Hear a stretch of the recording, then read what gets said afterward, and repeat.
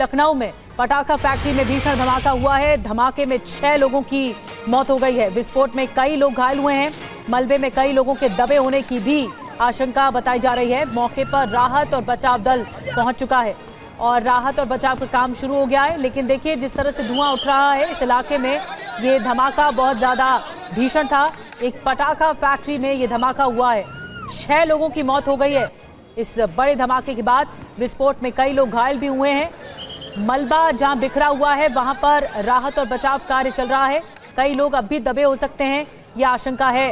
देखिए 2 तस्वीरें आपको दिखा रहे हैं। लखनऊ में पटाखा फैक्ट्री में भीषण धमाका, 6 लोगों की मौत हो गई है, कई घायल हुए। अफरा तफरी का आलम है और जिस इलाके में मलबा फैला हुआ है वो इलाका आप देख रहे हैं किस तरह से ये इमारत का एक बड़ा हिस्सा भरभरा कर गिर गया जब धमाका हुआ और जेसीबी मशीनें लगाई गई हैं मलबे को हटाने के लिए। अब आशंका ये है कि कई लोग दबे हो सकते हैं मलबे के भीतर। ऐसे में लोगों को निकालने की कोशिशें की जा रही हैं, रेस्क्यू चल रहा है। उत्तर प्रदेश की राजधानी लखनऊ में ये बड़ा हादसा हुआ है। एक धमाका हो गया और ये पटाखा फैक्ट्री बताई जा रही थी जिसमें बड़ा धमाका हुआ है। 6 लोगों की जान चली गई है इस धमाके के बाद। अब भी कई लोग हैं जो दबे हो सकते हैं मलबे के नीचे।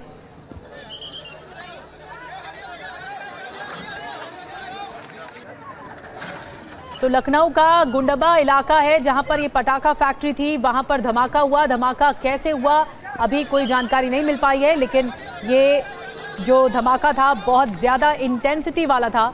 6 लोगों की जान चली गई। बात रूस यूक्रेन जंग की करेंगे। पुतिन के चीन दौरे के बीच मॉस्को पर अटैक हुआ है। यूक्रेन का मॉस्को के बालासिका पर अटैक की खबर है, जहां मल्टीपल धमाकों की आवाज से मॉस्को गूंज उठा है। हमले के बाद कई गोदामों में भीषण आग भी लग गई है। कल इससे पहले हमला देखने को मिला था जहां रिहायशी इलाकों पर टारगेट किया गया था और आज मॉस्को पर हमले की खबर है। पुतिन के चीन दौरे के बीच मॉस्को पर अटैक। एक तरफ व्लादिमीर पुतिन जो एससीओ समिट में शामिल होने के लिए चीन पहुंच चुके हैं, तियानजिन पहुंच चुके हैं, तो दूसरी ओर ये हमले, ये प्रहार लगातार जारी है, जिसकी तस्वीरें आप टीवी स्क्रीन पर देख रहे हैं। मॉस्को पर अटैक किया गया है।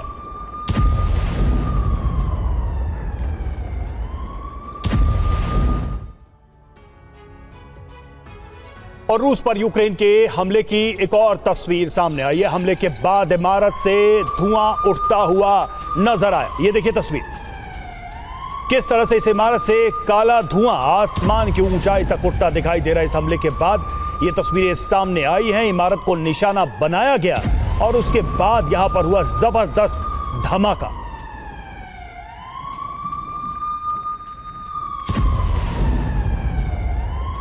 और एक और बड़ी खबर मिल रही है इस वक्त ग्राउंड जीरो से, जो युद्ध का मैदान है। यूक्रेन के अटैक से मॉस्को में भारी तबाही मच गई है। अटैक की तस्वीरों में खौफनाक मंजर भी देखने को मिला है। हमले में कई लोगों के मारे जाने की आशंका है। तो आप देख रहे हैं, तस्वीरें देख रहे हैं यूक्रेन के अटैक से कैसे दहल गया है मॉस्को में तबाही की तस्वीरें। धुएं का गुबार आप देख रहे हैं पूरे आसमान में इस वक्त छाया हुआ है।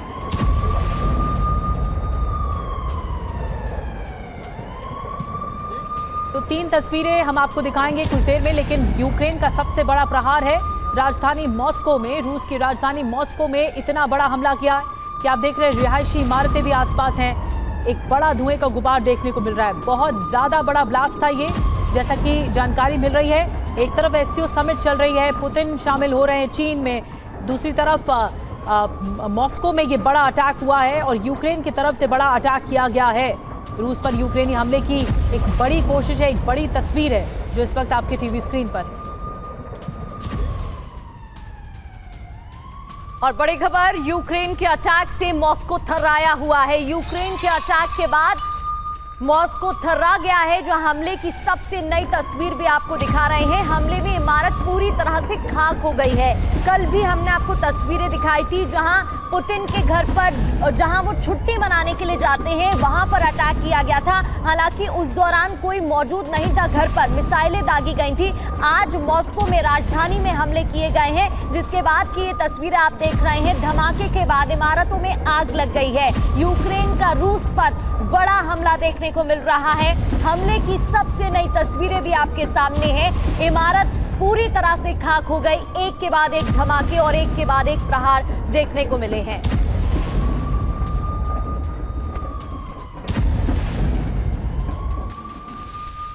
तो आपको हम दो तस्वीरें दिखा रहे हैं। एक तरफ पुतिन इस वक्त चीन में है, तो वही मॉस्को यूक्रेन के हमलों से दहल उठा है। तो एससीओ की बैठक के लिए चीन में है पुतिन।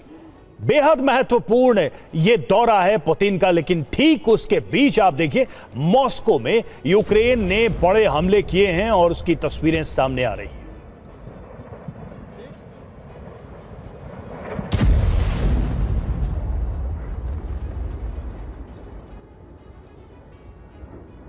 तो देखिए ये जो हमले हुए हैं, आप इसकी टाइमिंग को भी देख सकते हैं। प्रधानमंत्री नरेंद्र मोदी और चीन के राष्ट्रपति के बीच बातचीत होती है और उसके ठीक बाद ये हमले किए जाते हैं, मॉस्को को निशाना बनाया जाता है, तब जबकि पुतिन भी इस वक्त चीन में है, तियानजिन में मौजूद है। समझा जा सकता है कि ये अपने आप में एक बड़ी कोशिश या बड़ा मैसेज देने की कोशिश यूक्रेन की तरफ से की जा रही है। और सवाल अमेरिका पर भी है, वो अमेरिका जो कल तक शांति की बातें करता था, पुतिन को दोस्त बताता था, पुतिन के इस वक्त विदेश दौरे के दौरान ही राजधानी मॉस्को को निशाना बनाया गया है।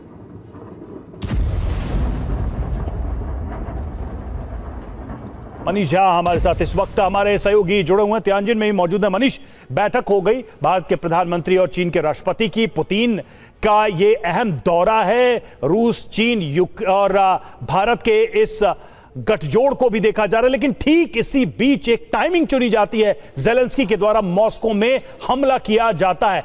कैसे देखा जाए ये टाइमिंग? सरल टाइमिंग तो नहीं है, तब जबकि कहां तो बातें हो रही थी कि पुतिन अच्छे व्यक्ति हैं, ट्रंप कहते थे कि शांति की पहल हम कर रहे हैं और सफल भी होंगे, लेकिन ऐसे हमले तो साफ दिखा रहे हैं कि मंशा क्या है। बिल्कुल सही कहा आपने। देखिए ये अक्सर देखने में आ रहा है, खास करके अब तो 3 साल से अधिक का वक्त बीत गया है कि जब भी कोई इम्पोर्टेंट मीटिंग होती है या कुछ बड़े घटनाक्रम होते हैं, ठीक उस वक्त यूक्रेन की तरफ से ऐसी कोशिश की जाती है ताकि वो भी हेडलाइन में बना रह सके। ऐसे वक्त में जब रूस के राष्ट्रपति व्लादिमीर पुतिन एससीओ सम्मेलन में भाग लेने के लिए तियानजिन आए हुए हैं और पहली बार ऐसा होगा कि रूस के राष्ट्रपति मॉस्को से बाहर 4 दिन तक रहेंगे, क्योंकि 4 दिन का उनका दौरा है, जो अपने आप में एक बहुत अलग बात है। और ठीक इस दरमियान यूक्रेन की तरफ से मॉस्को रीजन में इस तरह के हमले की कोशिश की जा रही है। हालांकि युद्ध के दरमियान हमने देखा है कि यूक्रेन की तरफ से इस तरह के कई बार, चाहे क्रेमलिन, एक बार तो उनके ड्रोन क्रेमलिन तक पहुंच गए, लेकिन हाँ, मोर और लेस अगर देखा जाए तो 3.5 साल के इस जंग में यूक्रेन को ज़मीन पर काफ़ी मुश्किल का सामना करना पड़ा। लगभग 1/4 से अधिक ज़मीन आज की तारीख में रूसी सैनिकों के नियंत्रण में है और ग्राउंड पर रूसी सैनिकों की स्थिति काफ़ी मजबूत बनी हुई है। लेकिन इन सब के बावजूद जिस वक्त रूस के राष्ट्रपति यहाँ पर मौजूद हैं, ठीक उस वक्त यूक्रेन की तरफ से अगर मॉस्को रीजन में कोशिश की जा रही है, मिलिट्री के पर्सपेक्टिव से देखें तो इसका बहुत फ़ायदा मिले ना मिले, लेकिन ऐसा लगता है जैसे कि यूक्रेन ये जताने की कोशिश में कर रहा है कि अभी भी वो इस युद्ध में बना हुआ है। खास करके यूक्रेन के हौसले बुलंद हैं, क्योंकि अब उनको अमेरिका और यूरोप का दोबारा से समर्थन हासिल हो गया। ट्रंप की फ्लिप फ्लॉप पॉलिसी की वजह से भी ये युद्ध नहीं रुका है और ऐसे में कमोबेश यूक्रेन की तरफ से भी कोशिश की जाती है। हालांकि यूक्रेन के राष्ट्रपति ने भारत के प्रधानमंत्री को फ़ोन करके बातचीत की थी और उनको ब्रीफ किया था कि तमाम डेवलपमेंट्स के बारे में। खास करके मुझे लगता है वो भी एक बड़ी इंपॉर्टेंट टाइमिंग है, जब प्रधानमंत्री नरेंद्र मोदी की प्रेसिडेंट पुतिन से मीटिंग होगी, ठीक उससे पहले यूक्रेन की तरफ से मॉस्को में इस तरह की हमले किए गए हैं। जी बिल्कुल, ये टाइमिंग बहुत कुछ कहती है। जो घटनाएं इस वक्त हो रही हैं वॉर जोन से लेकर तियानजिन में। बहुत बहुत शुक्रिया मनीष आपका हमसे जुड़ने के लिए। और तियानजिन में राष्ट्रपति जिनपिंग और प्रधानमंत्री मोदी के बीच करीब 1 घंटे तक ये मुलाकात चली। प्रधानमंत्री मोदी ने कहा कि सीमा पर शांति बहाल हो रही है, साथ ही दोनों देशों का सकारात्मक संबंधों पर जोर है। हमारे स्वागत के लिए मैं आपका हृदय से आभार व्यक्त करता हूं। पिछले वर्ष कयान में हमारी बहुत ही सार्थक चर्चा हुई थी। हमारे संबंधों को एक सकारात्मक दिशा मिली। सीमा पर डिसएंगेजमेंट के बाद शांति और स्थिरता का माहौल बना हुआ है। हमारे स्पेशल रिप्रेजेंटेटिव्स के बीच बॉर्डर मैनेजमेंट के संबंध में सहमति बनी। कैलाश मानसरोवर यात्रा फिर से शुरू की। और इधर एससीओ की बैठक से पहले प्रधानमंत्री मोदी और चीन के राष्ट्रपति शी जिनपिंग की तियानजिन में मुलाकात हुई। दोनों नेताओं की बैठक में द्विपक्षीय मुद्दों पर बात हुई है। सुनिए। गलवान में झड़प के बाद आज पहली बार चीन में पीएम मोदी और राष्ट्रपति जिनपिंग की मुलाकात हुई। दोनों नेताओं ने बेहतर संबंधों पर जोर दिया। सीमा पर डिसएग्रीमेंट के बाद शांति और स्थिरता का माहौल बना हुआ। हमारे स्पेशल रिप्रेजेंटेटिव्स के बीच बॉर्डर मैनेजमेंट के संबंध में सहमति बनी। To approach and handle our relationship from a strategic height and long-term perspective, so as to realize the sustained, sound and steady development. Jinping Modi की इस मुलाकात पर कांग्रेस ने सवाल उठाए हैं। कांग्रेस महासचिव जयराम रमेश ने सोशल मीडिया पर लिखा कि साल 2020 में गलवान घाटी में चीन ने हमारे 20 बहादुर जवानों की जान ले ली थी। सीमा पर यथास्थिति की पूर्ण बहाली की मांग के बावजूद इस मुलाकात से चीन की आक्रामकता को प्रत्यक्ष रूप से वैधता मिल गई है। कांग्रेस के आधिकारिक सोशल मीडिया अकाउंट से पीएम मोदी पर निशाना साधा गया है। पोस्ट में लिखा गया है कि ऑपरेशन सिंदूर के वक्त चीन खुलकर पाकिस्तान का साथ दे रहा था। चीन ने पाकिस्तान को लाइव अपडेट दिया। बावजूद इसके पीएम मोदी ने मुस्कुराते हुए चीन के राष्ट्रपति से हाथ मिलाया। और मोदी जिनपिंग मुलाकात पर अखिलेश यादव का बयान सामने आया है। चीन अपना माल भारत के बाजारों में भर देगा। हमारे देश के उद्योगों को चीन से खतरा है। अखिलेश यादव का बयान। चीन पर भारत की निर्भरता बढ़ जाएगी। हमारी भूमि पर चीन अपना कब्जा और बढ़ाएगा। ये अखिलेश यादव ने बयान दिया है।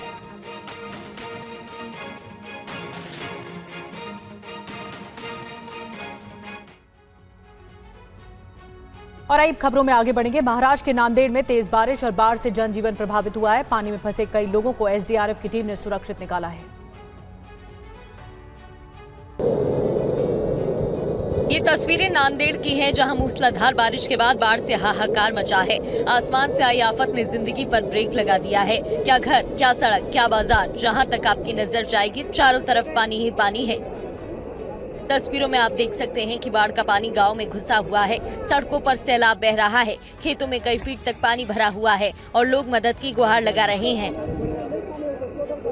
अब इस तस्वीर को देखिए। घर के पीछे सैलाब दिख रहा है और सड़क पर घुटनों तक पानी। इस बीच लोग जरूरी सामान लेकर पलायन करते दिख रहे हैं। देगलूर और मुखेड़ इलाके में हालात सबसे ज्यादा खराब हैं। यहाँ नदी नाले उफान पर हैं और हजारों लोग बाढ़ से प्रभावित हैं। हालात की गंभीरता को देखते हुए बाढ़ प्रभावित इलाकों में एसडीआरएफ और स्थानीय प्रशासन की टीम को तैनात किया गया है। हजारों ग्रामीणों को सुरक्षित स्थान पर पहुंचाया गया है और लगातार हालात पर नजर रखी जा रही है। लोगों से सावधानी बरतने की अपील भी हो रही है। और अब बात करेंगे गुजरात के साबरकांठा की, जहां तेज बारिश के बाद जलभराव की स्थिति पैदा हो गई है। गाड़ियां फंसी हुई हैं और लोगों को परेशानी हो रही है। पानी में डूबी इस कार को निकालने के लिए 8 लोग जुटे हुए हैं। सभी कोशिश कर रहे हैं किसी भी तरह से इस कार को खिसकाकर सड़क के पास मौजूद क्रेन तक लाया जा सके। जैसे ही कार सड़क के पास पहुंचती है, फिर देखिए कैसे एक रस्सी के सहारे कार को खींचकर बाहर निकाल लिया जाता है। जैसे ही कार का दरवाजा खुलता है तो कार में भरा पानी कार के बाहर आ जाता है। अब जरा कार के अंदर की भी हालत देख लीजिए। ऐसी हालत अकेले इस कार की नहीं थी। कई और गाड़ियां भी बारिश के कारण हुए जलभराव में फंसी दिखी, जिन्हें एक एक करके पानी से बाहर निकाला गया। वीडियो साबरकांठा के हिम्मतनगर इलाके का है, जहां तेज बारिश की वजह से पार्किंग में इतना ज्यादा पानी भर गया कि वहां खड़ी गाड़ियां ही पानी में डूब गईं। बताया जा रहा है कि यहां करीब 15 गाड़ियां पानी में फंसी थी और सभी गाड़ियां पानी में फंसकर पूरी तरह से खराब हो गईं। जलभराव में फंसी इन गाड़ियों का वीडियो सोशल मीडिया पर वायरल हो रहा है। गुजरात में तेज बारिश की वजह से हालात बिगड़ गए। बारिश की वजह से बाढ़ जैसी स्थिति बन गई। पानी में फंसे हुए लोग प्रशासन को कोसते नजर आए। मॉनसून की दस्तक के बाद से गुजरात से लगातार इस तरह की तस्वीरें सामने आ रही हैं। बाढ़ बारिश ने गुजरात के कई जिलों में दिक्कतें बढ़ा दी हैं। ताज़ा तस्वीरें गुजरात के पंचमहल जिले की हैं, जहां तेज बारिश के बाद सड़कें तालाब में तब्दील हो गई। तेज रफ्तार से पानी रिहायशी इलाकों की सड़कों पर बहता दिखा। रिहायशी इलाकों में लोगों की कमर तक पानी भर गया और इसी जलभराव के बीच कुछ लोग पैदल अपने घरों की ओर जाते नजर आए। शहर का शायद ही कोई ऐसा इलाका था जहां लोग जलभराव से जूझते नजर न आए हों। कुछ लोगों की शिकायत थी कि हर साल बारिश के दिनों में उन्हें इन्हीं हालात का सामना करना पड़ता है। रिहायशी इलाकों की सड़कों के साथ साथ मुख्य सड़कों पर इतना ज्यादा पानी भर गया है कि लोगों के लिए आवाजाही करना मुश्किल है। देखिए कैसे वाटर लॉगिंग के बीच कुछ लोग अपने घरों की ओर जाते दिखे। कई गाड़ियां भी पानी में फंसकर खराब हो गईं। आसपास मौजूद लोगों ने इस कार में फंसे लोगों को सुरक्षित बाहर निकाला और फिर स्थानीय लोगों ने धक्का मारकर कार को वाटर लॉगिंग से बाहर निकाला। वहीं उत्तराखंड के 2 जगहों से लैंडस्लाइड के लाइव वीडियो भी सामने आए। यहां कई इलाकों में बारिश थमने के बावजूद लैंडस्लाइड हो रहा है।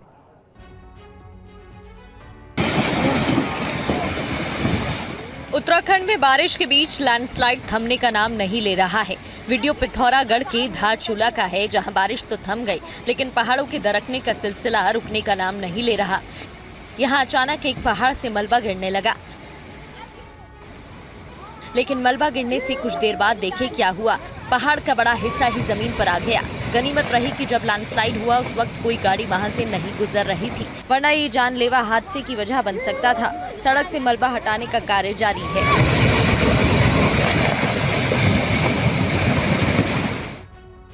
ये दूसरा वीडियो टेहरी गढ़वाल का है, जहां एक कार लैंडस्लाइड की चपेट में आने से बाल बाल बच गई। जहां मलबा गिरा उससे कुछ दूरी पर कार गुजर रही थी। अगर कार पहाड़ के पास से गुजरती तो मलबा कार पर गिरना तय था। पहाड़ से पत्थर के जितने बड़े टुकड़े जमीन पर गिरे थे।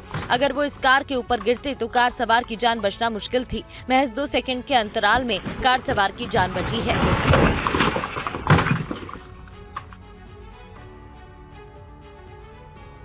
वहीं बाढ़ बारिश से हुए नुकसान की वजह से हिमाचल के चंडीगढ़ मनाली हाईवे पर आवाजाही थम चुकी है। हाईवे को दुरुस्त करने का काम जारी है, प्रशासन जुटा हुआ है। हिमाचल में बाढ़ बारिश ने चंडीगढ़ मनाली को कितना नुकसान पहुंचाया है, इन तस्वीरों को देखकर अंदाजा लगाया जा सकता है। बादल फटने से हाईवे कई जगहों पर बह चुका है। कई दिनों से आवाजाही ठप है।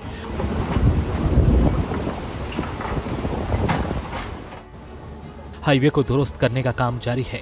फिलहाल मनाली तक गाड़ियों से आवाजाही पूरी तरह से रुक चुकी है। साथ ही जरूरी सेवाओं की आपूर्ति कर पाना भी मुश्किल हो रहा है। NHAI के कर्मचारी जोरों शोरों से हाईवे के मरम्मत के काम में जुटे हुए हैं। अभी जहाँ पे हम खड़े हैं, यहाँ पे शिरड रिजॉर्ट के पास में नेशनल हाईवे को काफ़ी डैमेज हुआ है। 3-4 पॉइंट्स पे हुआ है और उसमें रिस्टोरेशन वर्क हमारा चल पड़ा है और काफ़ी वॉर फुटिंग पे हमने काम चलाया हुआ है और रात को भी देर रात तक काम यहाँ चल रहा है। अभी इसका रिस्टोरेशन भी हमारे लिए बहुत ज़रूरी है, क्योंकि हमारे 2 एरिया जो क्षेत्र हैं कटराई और पतली कुल का, वो बीच में थोड़ा कट ऑफ हो गए हैं। अभी फिलहाल एक ही रोड यहाँ पे चल रहा है। हिमाचल प्रदेश के कुल्लू में भुंतर मणिकर्ण रोड पर लैंडस्लाइड के बाद आवाजाही प्रभावित है। रास्ता बंद होने से ट्रकों में भरे फल और सब्जियां खराब हो रही हैं। रास्ते को क्लियर करने की कोशिशें जारी हैं। हिमाचल प्रदेश में लैंडस्लाइड की वजह से मणिकर्ण को जोड़ने वाला भुंतर मणिकर्ण मार्ग बार बार सरसाड़ी के पास बंद हो रहा है। कल भी यहां लैंडस्लाइड के दौरान पहाड़ों से मलबा नीचे गिरता दिखाई दिया था। शुक्रवार की रात को भी इस रास्ते पर लैंडस्लाइड हुआ था। बार बार लैंडस्लाइड होने से इस रास्ते से मलबा हटाने का काम रोकना पड़ रहा है। रास्ता बंद होने से गाड़ियों की लंबी कतार लग गई है। इसमें कई ट्रक वाले भी हैं, जिसमें फल और सब्जी भरे हुए हैं। ट्रकों पर भरे टमाटर को बचाने के लिए उसे सड़कों पर खुले में भी रख दिया गया। 2-3 दिनों से फंसे लोग रास्ता खुलने का इंतजार कर रहे हैं। जब मैं आया था तो खुला था, वही 3-4 दिन से मैं फंसा था ऊपर। कॉल करने के लिए जब नीचे आया तो वाइफ को कॉल करने के लिए जब मैं बुंतर आया, बुंतर से ऊपर जा नहीं पा रहा हूँ। 3 दिन से बुंतर में ही हूँ। रोड बंद है तो वैली को भी दिक्कत है, सप्लाईज रुक गई है, मरीजों को भी बहुत ज्यादा दिक्कत है। हम सेब देखिए, बागवानों को बहुत ज्यादा दिक्कत है। लगभग 200 गाड़ियां ऊपर फंसी हुई है। सबका सेब खराब हो रहा है, सीजन सबका खराब हो रहा है। जम्मू श्रीनगर हाईवे पर वगन इलाके में पहाड़ ढह गया है। मलबा गिरने से नेशनल हाईवे 44 यातायात के लिए बंद कर दिया गया है। भर कर पहाड़ दरकनी ये तस्वीरें जम्मू श्रीनगर हाईवे की है, जहां बगन इलाके में अचानक पहाड़ ढह गया। मलबा गिरने से नेशनल हाईवे 44 यातायात के लिए बंद हो गया है। अचानक पहाड़ खिसकने से लोग डर गए हैं और ट्रैफिक पुलिस से रास्ता बंद करने की मांग कर रहे हैं। हाईवे पर भारी मलबा जमा हो गया है और मलबे को हटाने में समय लग रहा है। मौसम विभाग ने क्षेत्र में भारी बारिश का अलर्ट जारी किया है और लोगों से सावधानी बरतने की अपील की है। प्रशासन लोगों से हाईवे से दूर रहने की अपील कर रहा है। घटना के बाद जम्मू और कश्मीर यातायात पुलिस ने सुबह यात्रा संबंधी एडवाइजरी जारी कर दी है। इस साइड से जो है अभी फिलहाल ट्रैफिक को रोक दिया है और जहां पे हम मौजूद हैं इस समय, बिस्मिल्लाह, पीछे पीछे रहो सारे, पीछे पीछे रहो सारे, पीछे पीछे। हालात में सुधार होने तक लोगों से NH 44 पर यात्रा न करने की सलाह दी गई है। लोगों का यह भी कहना है कि जम्मू श्रीनगर हाईवे शनिवार को 4 दिन बाद खुला था, लेकिन बगन में फिर पहाड़ दरकने से बंद हो गया। राजमार्ग को सामान्य यातायात के लिए जल्द से जल्द खोलने का प्रयास किया जा रहा है। जम्मू कश्मीर के रामबन में भी बादल फटने से घरों को नुकसान पहुंचा है। यहां एक ही परिवार के 4 लोगों की जान चली गई। लैंडस्लाइड के बाद की ये तस्वीर रामबन के सरबागनी गांव की है, जहां इस घर के ऊपर से मलबा हटाया जा रहा है। रात के समय जब यहां लैंडस्लाइड हुआ, उस वक्त इस घर में एक परिवार के कई लोग सोए हुए थे। रात के समय जब बादल फटा, तब पानी के साथ बड़ी मात्रा में मलबा इस घर के ऊपर जा गिरा, जिसके चलते परिवार के 4 लोगों की मौत हो गई और एक महिला अभी लापता है, जिसकी तलाश जारी है। सरबागनी गांव तक रेस्क्यू टीमों के लिए पहुंचना चुनौतीपूर्ण हो गया था, क्योंकि बारिश की वजह से यहां तक पहुंचने के रास्ते टूट गए थे। रेस्क्यू ऑपरेशन बहुत टफ है। एक तो यहाँ का आना, रामबन जिला में हमारा जो टेक हेडक्वार्टर हम 84 बटालियन का, वहाँ से आने में ही बहुत ज़्यादा समस्या लग गई थी, क्योंकि नाले बीच बीच में नाले पड़ते हैं, वहाँ पे बहुत ज़्यादा पानी आ रहा था। फिर भी हमने जवानों को सिंगल करके पानी में से उनको निकाला और गाड़ियों को निकाल के हम जल्दी से जल्दी यहाँ पहुँचे और हमें जो टाइमली यहाँ पे आके जो डेड बॉडी थी, उनको जो फंसी हुई थी पानी और मलबा में, उनको बाहर निकाला और उनको सेफ जगह में उनके घर पे पहुँचाने का कार्रवाई किया। मराठा आरक्षण की मांग को लेकर मुंबई में मनोज जरांगे पाटिल का अनशन आज तीसरे दिन भी जारी है। उन्होंने ऐलान किया है कि वो कल यानी 1 सितंबर से पानी भी नहीं पिएंगे। मनोज जरांगे पाटिल की भूख हड़ताल का आज तीसरा दिन है। मनोज महाराष्ट्र में मराठा आरक्षण की मांग को लेकर मुंबई के आजाद मैदान में अनशन कर रहे हैं। वो ओबीसी कोटे में मराठी लोगों को आरक्षण देने की मांग कर रहे हैं। इससे पहले बीती रात मनोज को बेचैनी महसूस होने पर डॉक्टर्स को बुलाया गया। डॉक्टर्स ने जांच के बाद कहा कि अगर मनोज की भूख हड़ताल जारी रहती है तो उनकी हालत तेजी के साथ खराब हो सकती है। मनोज जरांगे और सरकार के नियुक्त प्रतिनिधिमंडल के बीच शनिवार को मुंबई में हुई बातचीत बेनतीजा रही। महाराष्ट्र के कोने कोने से उनके हजारों समर्थक इस आंदोलन में शामिल हैं। वहीं मुंबई में मराठा आंदोलन में शामिल एक युवक के दिल का दौरा पड़ने से मौत हो गई।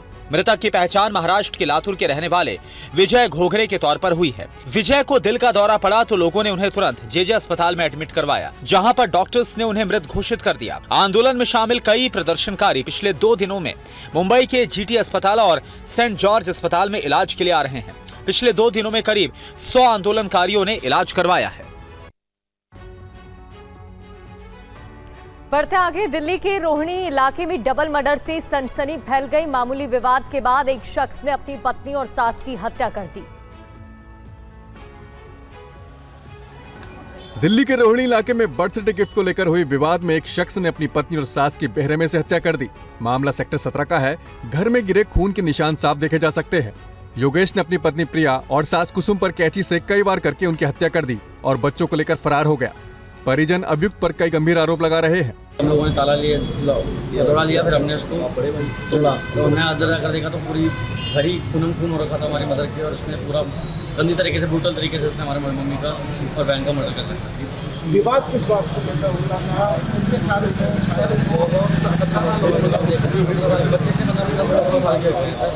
उसके बाद उसने ये 16 साल 17 साल से ही चल रहा है। दारू में जहर पिला के उसका 3 मंजिल का मकान हड़प दिया सेक्टर 5 का, और उसी का बच्चों ने इसकी माँ ने केस डाला होगा। तो अब वो मकान के केस के चलते हैं तो इस लड़के ने मार दिया।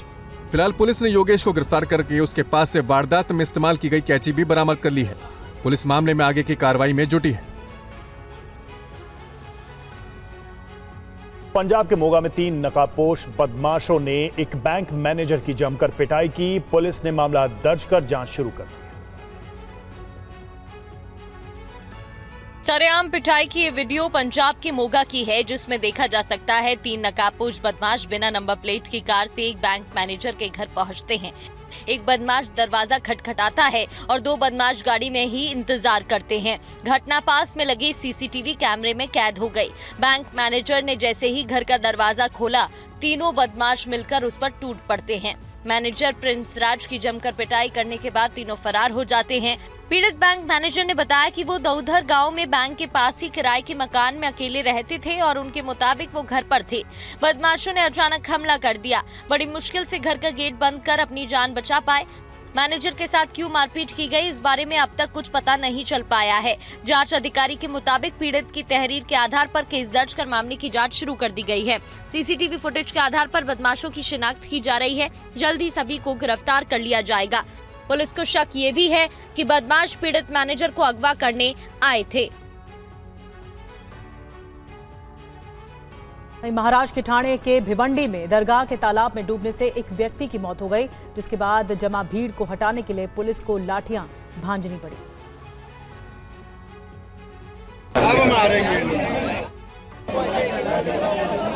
तस्वीर महाराष्ट्र के ठाणे की है, जहां भिवंडी इलाके की दीवान शाह दरगाह में बने तालाब में डूबने से एक शख्स की मौत हो गई। मृतक की पहचान शकील अंसारी के रूप में हुई है, जो भिवंडी के समरू बाग इलाके का रहने वाला था। भिवंडी शहर में मौत की खबर फैलते ही हजारों की भीड़ वहां जमा हो गई। घटना की सूचना मिलते ही स्थानीय लोगों ने पुलिस और आपातकालीन विभाग को घटना की जानकारी दी। पुलिस ने भीड़ को काफी समझाने की कोशिश की, लेकिन लोग हटने को तैयार नहीं हुए। इसके बाद लोगों को हटाने और हालात पर काबू करने के लिए पुलिस ने लाठीचार्ज किया, जिससे इलाके में अफरा तफरी मच गई। इसके बाद इलाके के लोगों ने मृतक का शव बाहर निकाला और शव को पोस्टमार्टम के लिए आईजीएम अस्पताल भेज दिया। पुलिस हर पहलू से मामले की जांच कर रही है। हालात को देखते हुए इलाके में पुलिस बल को तैनात किया गया है। प्रशासन ने लोगों से अपील की है कि वो अफवाहों पर ध्यान न दें और शांति बनाए रखने में सहयोग करें।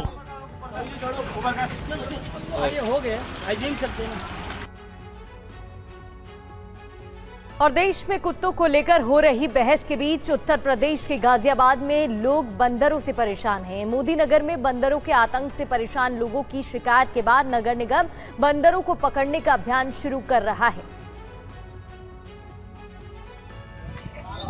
गाजियाबाद के मोदी नगर में नगर निगम के कर्मचारी रिहायशी इलाकों से बंदरों को पकड़ने में जुटे हैं। लोहे के पिंजरे में बंदरों को पकड़कर बंद किया जा रहा है। जब नगर निगम के कर्मचारी बंदरों को पकड़कर पिंजरे में बंद कर रहे थे, उसी दौरान एक घर की छत पर कई बंदर उत्पात मचा रहे थे। मोदी नगर के लोग इन बंदरों के आतंक से परेशान थे। हाल के दिनों में यहाँ बंदरों की संख्या काफी बढ़ चुकी है। ये बंदर आते जाते लोगों से खाने पीने का सामान छीन लेते हैं। ये बंदर कई बार लोगों के घरों में घुसकर उत्पात मचा चुके हैं। रसोई घर में घुसकर भी सामान का नुकसान कर चुके हैं। इन बंदरों के हमले में कई लोग भी घायल हो चुके हैं। हर रोज बच्चों, बुजुर्गों और महिलाओं को ये बंदर निशाना बना रहे थे। डर की वजह से माता पिता बच्चों को बाहर खेलने से भेजने के लिए भी हिचकते थे। बंदरों के आतंक को लेकर लोग कई बार स्थानीय नगर निगम और संबंधित अथॉरिटी से शिकायत कर चुके थे, लेकिन बार बार शिकायत करने के बाद भी कोई एक्शन नहीं लिया जा रहा था। लेकिन जब बंदरों के हमले में कई लोग घायल हो गए, तब जाकर निगम की नींद खुली और वो एक्शन में आई और रिहायशी इलाकों में इन बंदरों को पकड़कर पिंजरे में बंद किया जाने लगा।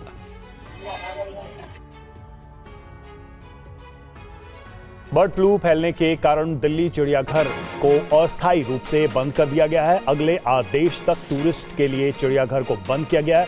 सारस की मौत के बाद बर्ड फ्लू की पुष्टि के बाद बंद करने का यह फैसला लिया गया। दिल्ली चिड़ियाघर से जितेंद्र भाटी की ये रिपोर्ट। बर्ड फ्लू ने दिल्ली में भी दस्तक दे दी है और ऐसा एक मामला पाए जाने के बाद दिल्ली का चिड़ियाघर बंद कर दिया गया है। इस वक्त मैं आपको तस्वीरें दिखाऊं तो देखिए ये गेट है जू का और इसको बंद कर दिया गया है। जो लोग आ रहे हैं उनको अंदर नहीं जाने दिया जा रहा है। क्या बताया गया? सर ये स्वाइन फ्लू की वजह से बंद कर रखा है। बर्ड फ्लू की वजह से? हाँ जी, बर्ड फ्लू। ये क्या देखने आए थे चिड़ियाघर में? कौन सा जानवर आपको ज़्यादा पसंद है? शेर। शेर? अब नहीं देख पा रहे हो तो यहाँ क्या बताया गया? हमें बताया गया कि बर्ड फ्लू के वजह से जो पार्क है, जूलॉजिकल पार्क है, वो बंद है। तो बस वही है कि हम घूमने आए थे दिल्ली। पापा ने बताया था कि यहाँ चलेंगे वहाँ चलेंगे, तो बहुत सारी प्लानिंग्स रहती हैं। तो गार्ड भी सबको बता रहे हैं, सबको आगाह कर रहे हैं कि बर्ड फ्लू है, इसकी वजह से जू को बंद कर दिया गया है और इसके लिए बाकायदा मुनादी भी आगे कराई जा रही है ताकि कोई आगे ना आए। गार्ड साहब क्या आप लोगों को बता रहे हैं? लोग जो पूछते होंगे कि जू में जाना है। बर्ड फ्लू के कारण भैया स्थायी रूप से ऊपर से ही ऑर्डर है, बंद है। क्योंकि एक मामला पाया गया था। जी।